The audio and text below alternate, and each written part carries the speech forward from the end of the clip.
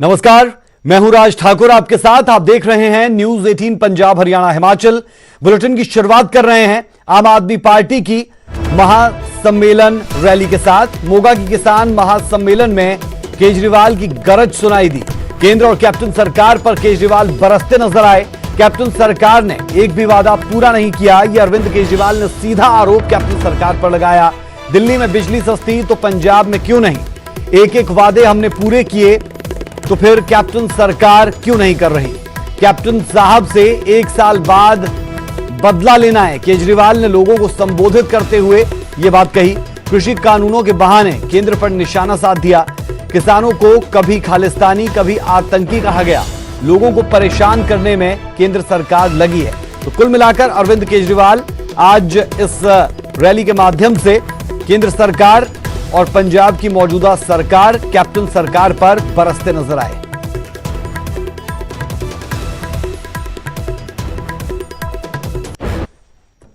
दो दिन पहले एक सर्वे किया था, देखा था, सर्वे आया था। क्या था सर्वे में? 2 दिन पहले उन्होंने सर्वे किया था कि आज अगर चुनाव हो तो पंजाब में किसकी सरकार बनेगी। सर्वे में आया है कि पंजाब के लोग कह रहे हैं कि आज अगर चुनाव हो तो पंजाब के अंदर आम आदमी पार्टी की सरकार बनेगी। मैं नहीं कह रहा, सर्वे में आया है। दिल्ली के अंदर अगर 24 घंटे बिजली आती है, दिल्ली के अंदर 0 बिजली का बिल आता है, पंजाब में बिजली का बिल 0 होना चाहिए, नहीं होना चाहिए? ऐसे नहीं होगा, जोर से बोलना पड़ेगा। हाथ खड़े करके बताओ, बिजली का बिल 0 होना चाहिए, नहीं होना चाहिए? दिल्ली में हो सकता है तो पंजाब में क्यों नहीं हो सकता? कौन करेगा? कौन सी पार्टी करेगी? कौन सी पार्टी करेगी?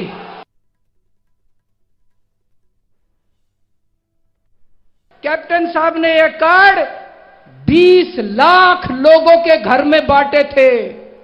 20 लाख नौजवानों को यह कार्ड दिया था। कैप्टन साहब ने कहा था मेरे को वोट दे दो, मेरी सरकार बन गई तो मैं नौकरी दूंगा। यह कार्ड ले आना, कार्ड दिखा के मैं नौकरी दे दूंगा। आज पंजाब के युवा उनके घर के चक्कर काट रहे हैं, एक आदमी को नौकरी नहीं मिली। मेरी आप लोगों से निवेदन है, यह कार्ड फेंकना मत, यह कार्ड रखे रखना। रोज सवेरे उठ के इस कार्ड को निकाल के देखना, यह आपको याद दिलाएगा कि आज से 4 साल पहले एक आदमी आपको धोखा देके वोट देके चला गया। यह कार्ड संभाल के रखना। 1 साल के बाद जब आम आदमी पार्टी की सरकार बनेगी, जिन जिन लोगों को कैप्टन ने यह कार्ड दिया था उनको आम आदमी पार्टी नौकरी देगी।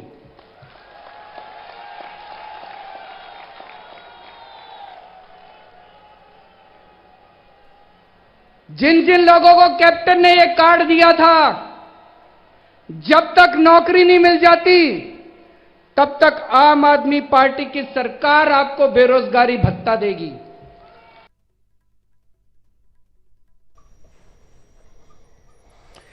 फरीदाबाद से खबर। फरीदाबाद में दुष्यंत चौटाला का विरोध हुआ।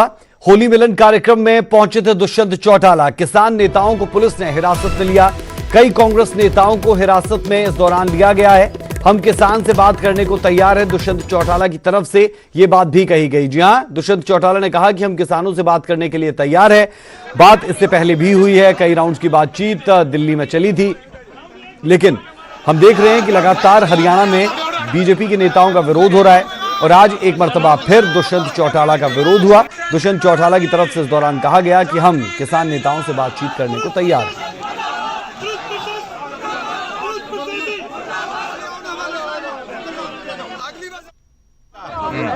किसानों को अलग अलग ऑर्डर्स पर लेकर आए थे। आज 2 महीने हो गए, सरकार से चर्चा क्यों बंद हुई इसके ऊपर तो उनसे चर्चा करी भाई। हमारा तो प्रयास है कृषि क्षेत्र को मजबूत करे और 1 तारीख से जैसे ही प्रोक्योरमेंट शुरू होगी आप देखना कि किसान को पहले से भी बेहतर तरीके से उसकी फसल का उत्पादन और बेहतर तरीके से उसकी पूरी पेमेंट। कोई आश्वासन देना चाहेंगे किसानों को ताकि किसी तरीके से जो किसान हैं वो लगातार मैं तो एक ही चीज़ कह सकता हूँ 40 लोगों की चर्चा करें और चर्चा कर कर किसानी को मजबूत कहीं ना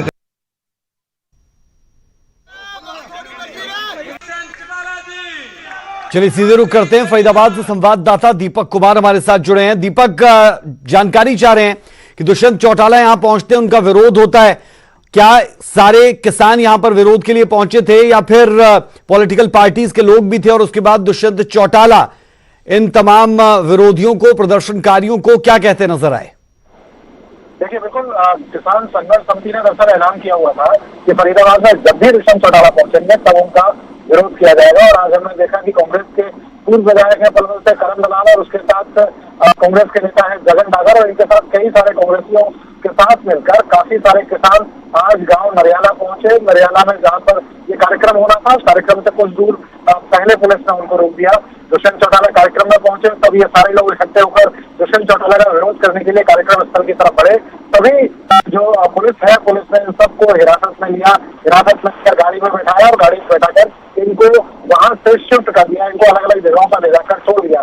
पूरी तरह से कोशिश किसानों की थी कि विरोध प्रदर्शन किया जाए, मौके तक पहुंचना चाह रहे थे जहां पर दुष्यंत चौटाला का प्रोग्राम था, लेकिन दुष्यंत चौटाला के कार्यक्रम से कुछ दूरी पहले ही इनको प्रशासन ने रोका हुआ था।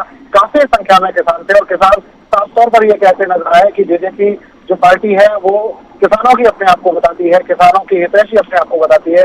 और ऐसी स्थिति में जब किसान सड़कों पर है तो जेजेपी को उनके समर्थन में आगे आना चाहिए। वहीं जब दुष्यंत चौटाला से इस बारे में पूछा गया तो दुष्यंत चौटाला ने साफ तौर पर कहा कि वो हमेशा किसानों के हक में है। वो ये चाहते हैं कि जिस तरह किसान संघर्ष समिति के जो नेता है, जो 40 लोगों का प्रतिनिधि मंडल था, वो पिछले काफी समय से अचानक आउट ऑफ फोकस हो गया है, दिखाई नहीं दे रहे वो लोग कहाँ हैं। और उन्होंने साफ तौर पर कहा कि किसानों की अगर कोई समस्या है, किसानों की दिक्कत है तो वो उन्हें आगे आना चाहिए। बातचीत से ही बात बनने वाली है, बातचीत के सिलसिले को आगे बढ़ाना चाहिए। तो साफ तौर पर दुष्यंत चौटाला ने संदेश किसानों को इस तरह से दिया है, इस तरह से कि उनको बात करने के लिए आगे आना चाहिए और पूरी तरह से किसी भी तरह की शंका को दूर करने के लिए सरकार तैयार है। ये साफ तौर पर दुष्यंत चौटाला ने फरीदाबाद में कहा है। बहुत शुक्रिया तमाम जानकारी के लिए। तो किसान नेताओं को पुलिस ने हिरासत में भी लिया और दुष्यंत चौटाला की तरफ से कहा गया कि हम किसानों के साथ बातचीत करने को तैयार है, लेकिन पहले से ही आह्वान था कि दुष्यंत चौटाला जब भी फरीदाबाद आए तो उनका विरोध हो, और हुआ भी आज कुछ वैसा ही।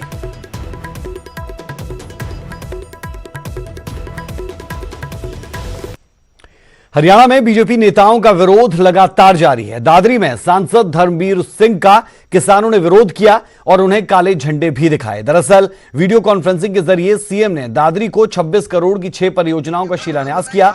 वहीं सांसद के कार्यक्रम में पहुंचने की खबर पर खाप और किसान संगठनों ने लघु सचिवालय पहुंचकर काले झंडे के साथ रोष प्रदर्शन किया। किसानों के विरोध को देखते हुए सांसद धर्मवीर सिंह कार्यक्रम को बीच में ही छोड़कर पीछे के गेट से निकल गए। वहीं दूसरी तस्वीर आपको गोहाना की दिखा रहे हैं, जहां किसानों ने राज्यसभा सांसद रामचंद्र जांगड़ा का पुतला फूका। दरअसल किसान रामचंद्र जांगड़ा के विवादित बयान से नाराज हैं।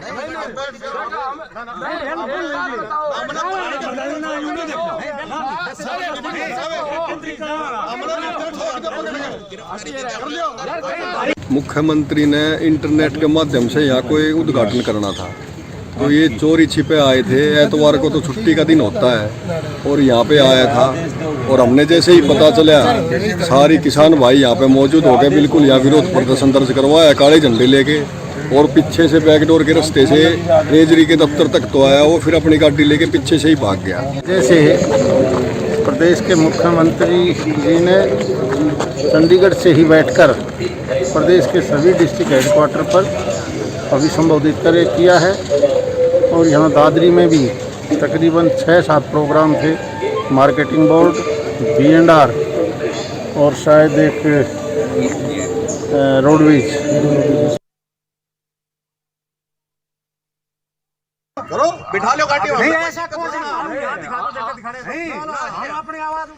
सीएम मनोहर लाल ने प्रदेशवासियों को सौगात दी है। 1400 11 करोड़ रुपए की परियोजनाओं की सौगात सीएम की तरफ से दी गई। 22 जिलों में 163 परियोजनाओं का उद्घाटन और शिलान्यास किया गया। 935 करोड़ की लागत की 83 परियोजनाओं का शिलान्यास हुआ। 475 करोड़ की लागत की 80 परियोजनाओं का उद्घाटन किया गया। बड़ी और अहम खबर हम आपको दे दें, हरियाणवी एक का नारा एक मर्तबा फिर दिया गया और हरियाणा एक, हरियाणवी एक की राह पर विकास हरियाणा में हो रहा है, यह सीएम की तरफ से कहा गया।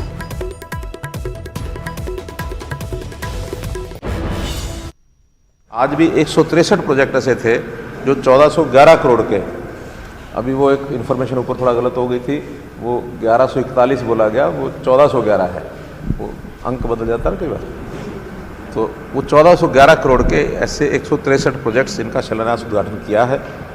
और एक ऐसा अवसर होता है जब हमारी जो विकास की एक जो बात सम्यक विकास सब जिलों की है वो उसमें प्रदर्शित होती है। आज मुझे लगता है एक फरीदाबाद जिले का तो शायद कोई प्रोजेक्ट नहीं था, अन्यथा सभी 21 जिलों के प्रोजेक्ट्स उसमें थे और कहीं 5 हैं, कहीं 2 हैं, कहीं 10 हैं, कहीं 25-26 भी हैं। तो ऐसे हर एक विभाग के ज़्यादा उसमें रोड्स के थे, कुछ हेल्थ के थे, मेडिकल कॉलेज रोहतक के थे, कुछ पीएचई पब्लिक हेल्थ के भी थे, इरिगेशन के थे।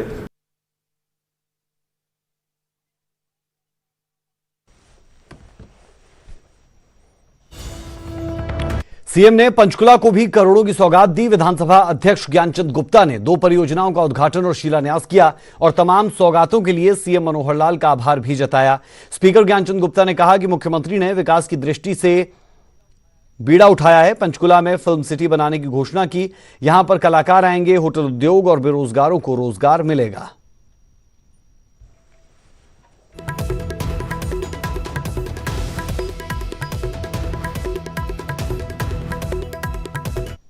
भी बहुत सारे विकास के प्रोजेक्ट उन्होंने शुरू किए हैं, लेकिन आज जिस प्रकार से हरियाणा प्रदेश के अंदर 163 नए प्रोजेक्ट, चाहे उनका शिलान्यास किया गया या कुछ उद्घाटन भी किए हैं, और उसके अलावा जो पंचकुला के अंदर विशेष तौर पर लगभग 53 करोड़ रुपए की लागत से 2 नए प्रोजेक्ट, जो मेडिकल रिसर्च की बिल्डिंग और एक सड़क जो खंगेसरा से लेकर बुंगा तक है, उसका शिलान्यास और उद्घाटन किया है। फरीदाबाद पहुंचे उप मुख्यमंत्री दुष्यंत चौटाला ने कहा कि किसान विरोध के नाम पर विरोध कर रहे हैं। जब किसान की फसल मंडी में जाएगी और उनका एक एक दाना खरीदा जाएगा। दुष्यंत चौटाला ने कहा कि पिछले साल 7.5 लाख क्विंटल सरसों की खरीद एमएसपी पर की गई थी और इस बार किसानों को एमएसपी से भी ज्यादा दाम मिल रहे हैं। वहीं प्राइवेट नौकरियों में 75% आरक्षण को दुष्यंत चौटाला ने प्रदेश के हित में लिया गया कदम बताया। उन्होंने कहा कि हरियाणा के युवा को रोजगार मिलेगा और इसके लिए सरकार प्रतिबद्ध है।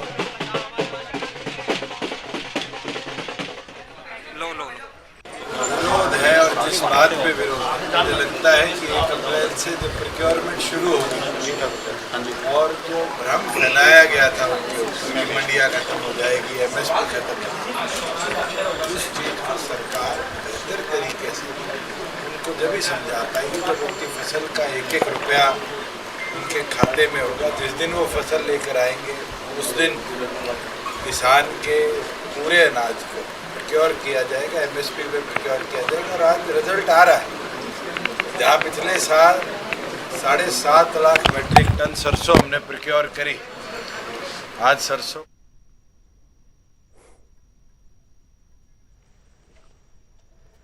खबर तरनतारन से। तरनतारन में पुलिस और निहंगों के बीच झड़प। निहंगों ने पुलिस पर जानलेवा हमला किया। हमले में पुलिसकर्मी गंभीर रूप से घायल, अस्पताल में इसे भर्ती करवाया गया। तरनतारन के पट्टी में ये पूरा मामला बरपा है। बता दें, तरनतारन से ये बड़ी खबर। तरनतारन में पुलिस और निहंगों के बीच में झड़प हुई है। निहंगों ने पुलिस पर जानलेवा हमला किया है। हमले में पुलिसकर्मी गंभीर रूप से घायल हुए, अस्पताल में उन्हें भर्ती करवाया गया है। इस वक्त की बड़ी खबर हम आपको बता दें, तरनतारन के पट्टी में यह हमला हुआ है। हमले में पुलिसकर्मी गंभीर रूप से घायल हुए हैं। तरनतारन में पुलिस और निहंगों के बीच झड़प हुई। निहंगों ने पुलिस पर जानलेवा हमला किया है। हमले में पुलिसकर्मी गंभीर रूप से घायल बताया जा रहा है। तस्वीरें आप देख सकते हैं, उस हमले के बाद की तस्वीरें। सीधे रुख करते हैं, संवाददाता अमित शर्मा हमारे साथ जुड़े हैं। अमित, क्या जानकारी इस पूरी खबर को लेकर? जी बिल्कुल राज, मैं बताना चाहूंगा कि तरनतारन के पट्टी की ये घटना है, जहां पे जो मृतक जिसके भोग में एक पुलिस मुलाजिम, दो पुलिस मुलाजिम वहां पहुंचे थे, इंस्पेक्टर एक वल्टोहा एक खेमकरण, और वहां पे दो निहंगों द्वारा उन पे हमला कर दिया गया। हालांकि उनके साथ तेजधार हथियारों से हमला किया गया, जिसके बाद गंभीर रूप से दोनों इंस्पेक्टर घायल हुए हैं और उन्हें अमृतसर के अमनदीप हॉस्पिटल में दाखिल करवाया गया है, जहां पे उनकी हालत इस समय गंभीर बनी हुई है। हमला किस वजह से किया गया, हालांकि दोनों निहंग जत्थीबंदी जो निहंग थे उनको भी जो सूचना मिल रही है कि पुलिस द्वारा गिरफ्तार कर लिया गया है और जांच आगे की जा रही है कि आखिर ये हमला किस वजह से क्यों किया गया। जी राज। अमित, जानना ये चाह रहे हैं कि इस हमले में किस तरीके का नुकसान हुआ है और पुलिस वालों को चोटें आई है, निहंगों को भी क्या चोटें आई है, पूरी अपडेट दें। जी बिल्कुल, जैसे कि सूचना मिल रही है कि दोनों निहंग जो थे वो पुलिस के साथ मुकाबले में बुरी तरह से जख्मी वो भी हुए हैं, लेकिन उससे पहले जो निहंगों द्वारा जो पुलिस मुलाजिमों पर तेजधार हथियारों से हमला किया गया था, उससे पुलिस वाले जो दोनों इंस्पेक्टर थे, खेमकरण और के वल्टोहा का इंस्पेक्टर थे, वो भी बुरी तरह से घायल हुए हैं और उनको जेर इलाज जो अमनदीप हॉस्पिटल में दाखिल करवाया गया है। पुलिस के आला अधिकारी जो तरनतारन के थे वो भी अमृतसर के अमनदीप हॉस्पिटल में पहुंच चुके हैं। अभी उनका इलाज चल रहा है, क्योंकि अंदर आईसीयू में उन्हें दाखिल करवाया गया है, उनका ऑपरेशन किया जा रहा है। तो अभी पूरी तरह से उनका जो गंभीर अवस्था में उन्हें दाखिल करवाया गया है। तो अभी जो आगे की जांच की जा रही है, निहंगों को गिरफ्तार कर लिया गया है, उनसे जांच अभी की जा रही है। बहुत शुक्रिया तमाम जानकारी के लिए। तो हमले में पुलिसकर्मी गंभीर रूप से घायल हुए हैं और निहंगों और पुलिस के बीच में ये झड़प हुई, जिस झड़प में पुलिसकर्मियों को चोटें आई है। तस्वीरें भी आप देख पा रहे हैं, अस्पताल में पुलिसकर्मियों को भर्ती किया गया है।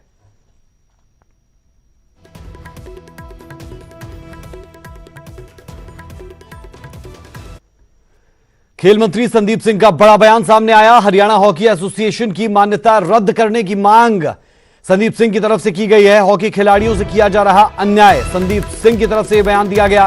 खिलाड़ियों के लिए सुविधाओं का मुद्दा उठाया गया। भारतीय हॉकी टीम के पूर्व कप्तान रह चुके हैं संदीप सिंह और हरियाणा हॉकी एसोसिएशन की मान्यता रद्द करने की मांग कर रहे हैं। बड़ी और अहम खबर, आप समझ सकते हैं, हॉकी खिलाड़ियों से अन्याय किया जा रहा है। ये बात संदीप सिंह कह रहे हैं, जो पूर्व हॉकी खिलाड़ी, पूर्व भारतीय टीम के कप्तान और साथ ही साथ मौजूदा वक्त में हरियाणा के खेल मंत्री भी है। उनकी तरफ से बड़ा आरोप लगाया जा रहा है हरियाणा हॉकी एसोसिएशन पर और उसी के तहत वो कह रहे हैं कि उनकी मान्यता रद्द की जाए।